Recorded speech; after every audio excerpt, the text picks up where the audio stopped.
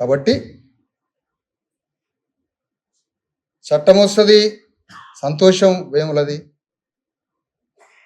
ఈ చట్టాన్ని అమలు చేయడానికి మళ్ళీ పోరాటం జరగాలి. ఎందుకంటే సిస్టమ్ మనది కాదు, రాజ్యం మనది కాదు, సమాజం మనది కాదు, బలమైన సమూహం లేదు మనకి.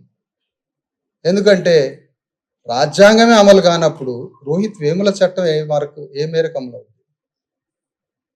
అయినా ఒక మరణం గుణపాఠం, ఒక గుణపాఠం దేశాన్ని కుదిపేసింది వేముల మరణం. కానీ దాని నుంచి గుణపాఠం తీసుకోవాలి, ఒక పెద్ద పాఠం తీసుకోవాలి మనం. ఆ పాఠం తీసుకుంటే దీనికి మార్గం ఏంటి, దారేంటో తెలుస్తుంది.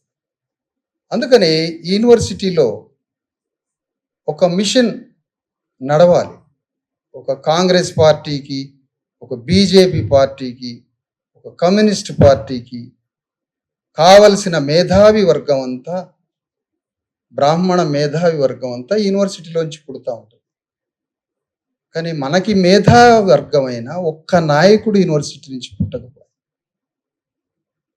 మన సమాజాన్ని కాపాడే ఒక వారియర్, ఒక యుద్ధవీరుడు మనందరికీ నాయకత్వం వహించడానికి కార్ల్ మార్క్స్, అంబేద్కర్ యూనివర్సిటీస్ నుంచి 25 ఏళ్లలో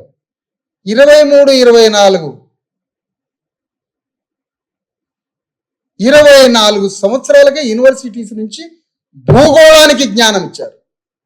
భూగోళానికే జ్ఞానం ఇచ్చి భూగోళం మీద రాజ్యాన్ని ఎట్లా స్థాపించాలో యూనివర్సిటీ విద్యార్థులుగా ప్రపంచానికి మార్గం చూపారు.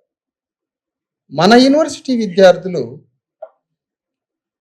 ఇలా కార్యక్రమాలు చేసి వెళ్తూ వాళ్ళ కెరీర్ కోసం వచ్చే సంవత్సరం ఎక్కడో వాళ్ళ అమ్మా నాన్నని సంతోషపెట్టడానికి ఎక్కడో సెటిల్ అవుతూ ఉంటారు.